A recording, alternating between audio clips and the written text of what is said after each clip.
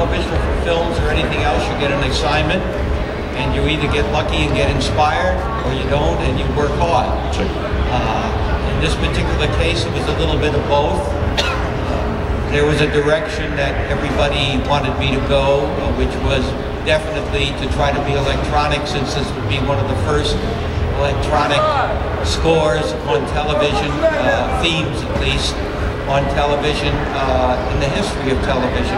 Up till then, there'd only been slight usage of a little Moog synthesizer, but this was going to be an all-out attempt to go hog wild with electronics, since the car was fitted out to be that way. And so the idea was given to me to do that, and this pursuit run, we had to have it stop. Now, how are you going to stop a car doing 150 miles an hour? If you remember, when you're in jet aircraft, the thing that stops you is the wings become air brakes. So what did Dennis have to do? The top would come out, the door paddles would come out, the back panel would come out and become air brakes, so that we would simulate that this Knight Rider, the KITT car, could do anything you wanted to do as long as we made it happen. So these are some of the stories we had, and I love becoming a part of Knight Rider and everybody, because look who we got. The best in the movie film industry to become a part of it. So thank you all for coming out and listening to me. Thank you for being here, George. Miss Rebecca Holden. Mike, welcome. Thank you. It's great to be here. How are y'all doing this morning? Good. So Rebecca played April in the second season. That's a very right. powerful role as KITT's mechanic. Can you tell us a little bit about her? Certainly I can. I had done a lot of shows for Universal and for NBC. And so when they called me about doing the show of April, I was thrilled and delighted, because it was such a hit show, and David Hasselhoff, as you all know, is such a fantastic guy, and Edward Mulhare, and it was such a wonderful cast to become a part of. There was such a camaraderie between everyone, and although we didn't see Bill Daniels a lot, because he had the cushiest job in television, I think. He came in about a half an hour each week just to do all the lines of KITT, but he was a wonderful guy, and I think he made KITT come alive and have the personality that he did, that we were able to react off of. We actually, on the set, just had the script girl reading his lines, but we could just imagine Bill's voice and what he would do with the character.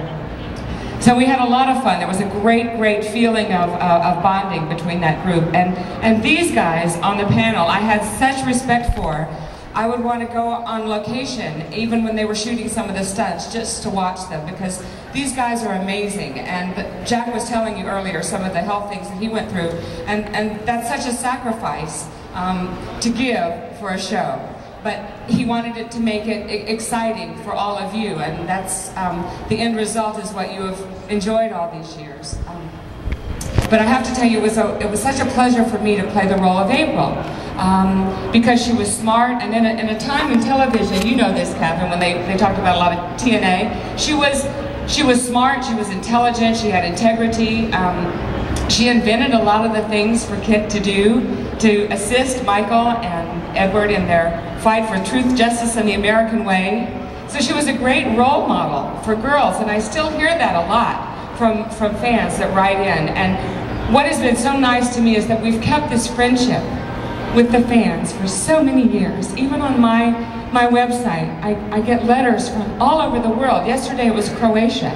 And last night it was so much fun meeting so many of you some of you are from Hungary and Germany and England and Brazil and all over the world, that you've taken this show into your hearts and embraced it, and that it has meant something to all of you.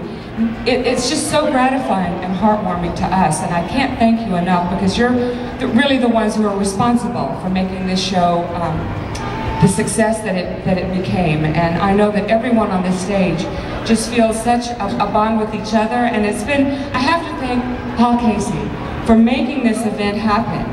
An incredible undertaking to bring all of this together, and what a fabulous venue we have here to enjoy this, and big enough to have all the cars here. But this has been just a real treat for me. I can't tell you what a blessing that this show has been in my life, because of the friendships that we've made. And it's just a delight to be here today, and I thank all of you. I hope you'll stick around all day. I know I'm singing tonight. Catherine, I think you're performing as well. We're going to be here. I've got my new album is out, so I'm real excited about sharing some of those songs with you, because all the songs on it are to encourage and to uplift, especially in these challenging times that we're living in. So I want to share those with you this evening, and I'm looking forward to just the rest of this wonderful, wonderful weekend. This is truly a treat, and I thank you so much. One time, Ms. Rebecca Holden.